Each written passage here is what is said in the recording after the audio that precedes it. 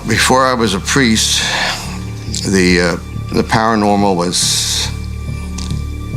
something that really did not exist. There was a quote that Ed used to say to people that would come to the lectures and say that they didn't believe in it. And he'd ask them, "Are you Catholic?" And if they responded yes, and he'd say, "Say the Holy Trinity for me. It's Father, Son, and Holy Spirit. A third of your religion is based on a ghost. A third of your religion is based on a spirit that you can't see." I believed in God, I believed in the devil, but the devil never really affected you if you had faith. Because I become a priest and I've met a lot of people. I know that the devil does affect people in various different ways. The story began when I was 9 years old. It was a very warm summer's evening. Suddenly the air went very cold. There was a terrible stench in the air, and I just flew into the most horrendous rage. My mother and father came out to see what the hell was going on. And the fence post was 2 or 3 inches square. It was set into concrete in the ground. I pulled it out and smashed it on the floor till it broke.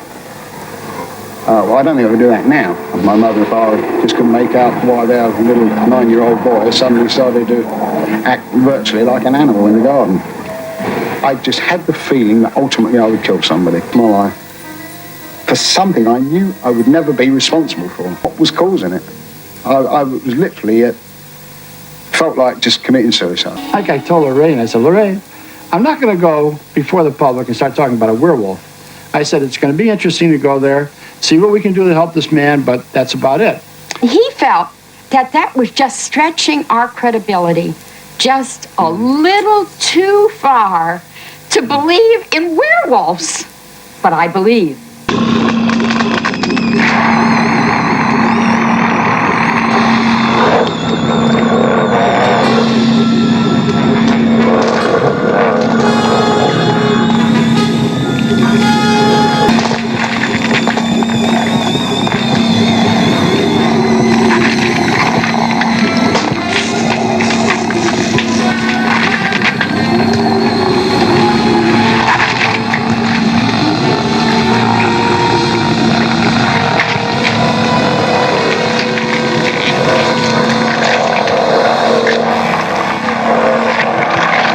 What I actually saw that night, I couldn't really understand what it was. All I knew that it was something I'd never witnessed before. It was not natural behaviour. Leaving Sergeant Terry Fisher out in the yard with Ramsey. He had these mad, staring eyes and this maniacal expression. That's all I can describe it as. But the worst thing was what he was saying, and it was said in a very malevolent way. And I'll quote from the report I made shortly afterwards. He was saying, "The devil is in me. When the devil is in me, I am strong. I'm going to kill you. I am strong and you are going to die." And crouched down and he shrugged it off again and became stronger. And when I came out into the yard, I saw Terry Fisher on the floor, just over this location, with Bill Ramsey sitting on top of him with his hands around his throat. Then there were bobbies that came to their sergeant's aid, and he threw them off, in their words, like they were matchsticks. A little voice back here said, "Terence, you come unstuck this time." And when you see the size of this ex-police officer, you'll say to yourself, what scared him so much? Why this one experience? Because he's seen something that very few people ever see. He's seen the transfiguration of a man into a wolf. It was the impression of his lips turning up and showing his teeth. And I can recollect actually saying at the time in the reports that I filed that he took on the appearance of a mad dog. His head, right arm up to his shoulder was outside this hole. It's difficult to actually visualise a head and an arm out there, but I can assure you, I saw it, 5 or 6 firemen saw it, doctors saw it, and I would suggest up to 7 or 8 policemen saw it. None of which could believe what we'd actually seen.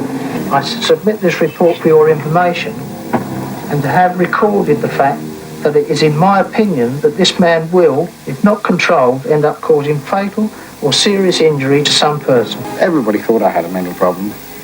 It just didn't seem right. But I had no other answer. I couldn't say, well, it's not a mental problem. So you do this normally then, do you? Does everybody, is this normal behaviour? Of course it was a mental problem. Where else could they send me? There was nowhere else. What is left? The paranormal, the unknown. And that's where we come in. Warren's told me that it wasn't a mental illness. I had no mental illness. I was possessed, demonically possessed with a wolf spirit. Oh, God. Oh, I've heard it all. And he kind of closed the evening with, would you come to the USA and be exorcised? Exorcised? Come on. There's some absolute rubbish they were giving me here. But maybe. I've been through all the other avenues, remember? You need to be exercised, no question about that. I would think that being possessed by the devil is the worst evil that could befall anyone. I didn't know what to expect.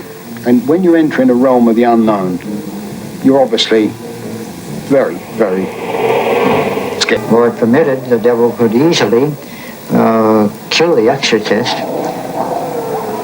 As I proceeded with the prayers, he didn't seem to be himself. It was just some other person were taking over him. He himself seemed to almost go into a kind of a daze. It started from behind him, and the muscles in the back of the neck all began to enlarge, and the ears began to point, and he howled.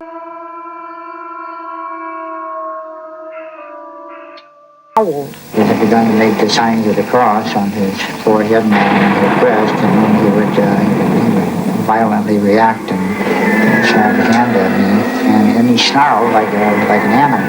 The lips rolled up, the teeth protruded, and he tried to fight. The devil did leave him. He came to himself. As I came out the exorcism, you feel that you're a new person. The man was freed. The man was freed.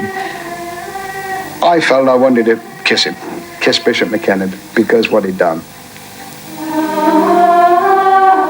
I believe that I was ultimately possessed by the devil, yeah.